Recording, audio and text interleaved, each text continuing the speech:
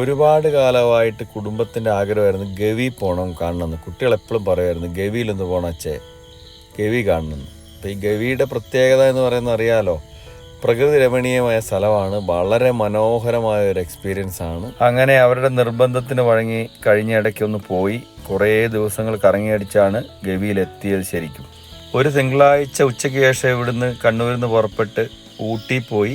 ഊട്ടിയിൽ നിന്ന് ഒരു ദിവസം സ്റ്റേ ആയിട്ട് നെക്സ്റ്റ് ഡേ തഞ്ചാവൂരിൽ നിന്ന് നേരെ കന്യാകുമാരി. അങ്ങനെ ആ കറങ്ങി 7-ാം ദിവസമാണ് ഗവിയിലെത്തുന്നത്. ഞങ്ങൾ കോന്നി ആനത്താവളത്തെല്ലാം പോയതിന് ശേഷമാണ് ഗവിക്ക് പോകുന്നത്.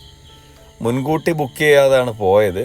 മസ്റ്റായിട്ട് നിങ്ങൾ ആരെങ്കിലുമൊക്കെ പോകുന്നുണ്ടെങ്കിൽ ഗവിയിലേക്ക് പോകാനുള്ള പാസ് ഓൺലൈനായിട്ട് ബുക്ക് ചെയ്യണം. അതുപോലെ തന്നെ പറ്റുമെങ്കിൽ ഓൺലൈനായിട്ട് നിങ്ങൾ റൂംസൊക്കെ ബുക്ക് ചെയ്ത് പോയാൽ ബെസ്റ്റായിരിക്കും. ഞങ്ങൾ ഗവിയിൽ പോയപ്പോൾ താമസിച്ച ഒരു ഹോം സ്റ്റേയെ കുറിച്ച് പറയാനാണ് ശരിക്കും ഈ വീഡിയോ. കാരണം അവിടെ എത്തിയപ്പം ഏകദേശം 7:30-8 മണി കഴിഞ്ഞു.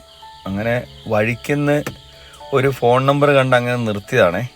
രാത്രിയിൽ പോകുന്ന സമയത്ത് റോഡ് സൈഡിൽ ഈ ഒരു ബോർഡ് കണ്ട് നിർത്തി അതിനകത്തെല്ലാം നമ്പറിൽ വിളിച്ചാണ്. അപ്പോൾ അദ്ദേഹത്തിൻ്റെ വീട് തന്നെയാണ് ലെഫ്റ്റ് സൈഡിൽ കാണുന്നത്. ഇതും അദ്ദേഹത്തിൻ്റെ ഹോം സ്റ്റേ തന്നെയാണ്. അപ്പോൾ അവിടെ നിർത്തി ആൾ ഞങ്ങളെ കൂട്ടിക്കൊണ്ട് പോയി കൊണ്ട് കാണിച്ചു. വളരെ മനോഹരമായ ഒരു സ്റ്റേ ആയിരുന്നു.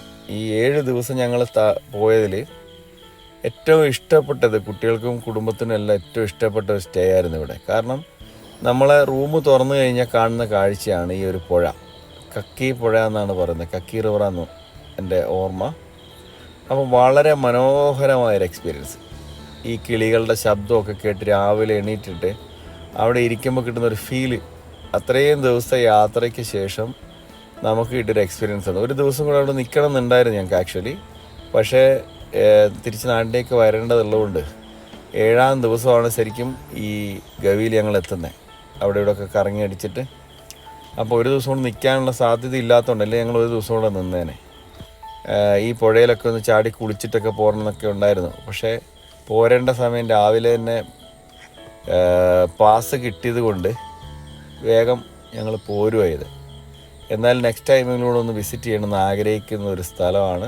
പ്രകൃതിയോട് ഇണങ്ങി ഇങ്ങനെ നിൽക്കുന്ന, അതിനോട് താല്പര്യമുള്ളവർക്ക് താമസിക്കാൻ പറ്റിയൊരു സ്ഥലമാണ് ഈ വിജയൻ ചേട്ടൻ എന്ന് പറഞ്ഞ ആളുടെ ഹോം സ്റ്റേ. ഈ ഹോം സ്റ്റേയിൻ്റെ ഡീറ്റെയിൽസൊക്കെ ഞാൻ ഇതിനകത്ത് കൊടുക്കുന്നുണ്ട്.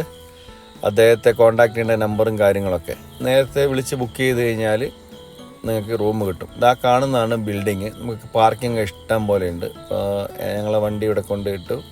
പിറ്റേന്ന് രാവിലെ ഈ വണ്ടി കഴുകുകയൊക്കെ ചെയ്തിട്ടൊക്കെയാണ് പോകുന്നത് അവിടുന്ന്. എല്ലാ സൗകര്യങ്ങളും പുള്ളി ചെയ്തു തന്നു കേട്ടോ. നല്ലൊരു സ്ഥലവും നല്ലൊരു എക്സ്പീരിയൻസും.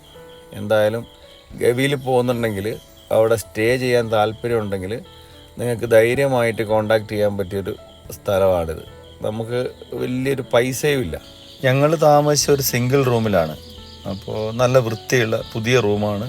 ടോയ്ലറ്റെല്ലാം നന്നായിട്ട് നല്ല വൃത്തിയായിട്ടിരിക്കുന്ന ടോയ്ലറ്റും കാര്യങ്ങളുമാണ്. അപ്പോൾ അന്ന് ഞങ്ങൾ താമസിച്ചതിന് 2000 രൂപയാണ് കൊടുത്തത്. 2000 രൂപയ്ക്ക് ഒരു നഷ്ടവും നമുക്ക് തോന്നിയില്ല. കാരണം ഞങ്ങളിടയിലെ യാത്രകളിൽ പലപ്പോഴും ഇതിൻ്റെ ഇരട്ടി കൊടുത്ത് താമസിച്ച റൂമുകളുടെയൊക്കെ നീറ്റ്നെസ് നമുക്കറിയാം, വളരെ ബുദ്ധിമുട്ടുണ്ടാകുന്നത്.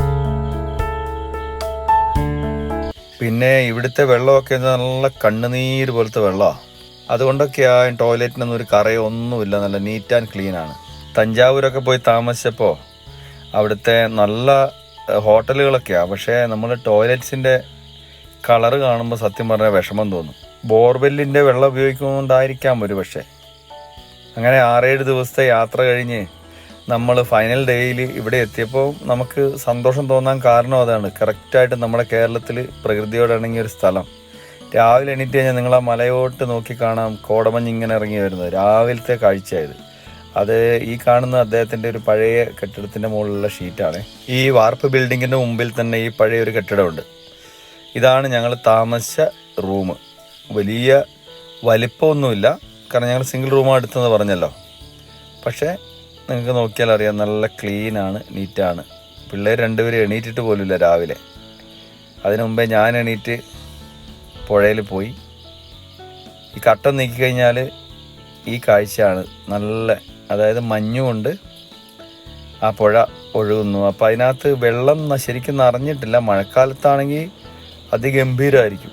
വൈഫിനും മക്കൾക്കും ഒരു ദിവസം കൊണ്ട് നിൽക്കണമെന്ന് പറഞ്ഞുകൊണ്ട് തന്നെ അടുത്ത വർഷം കുറച്ച് മഴക്കാലത്ത് പോകണമെന്നൊക്കെ ആഗ്രഹിക്കുന്നുണ്ട്.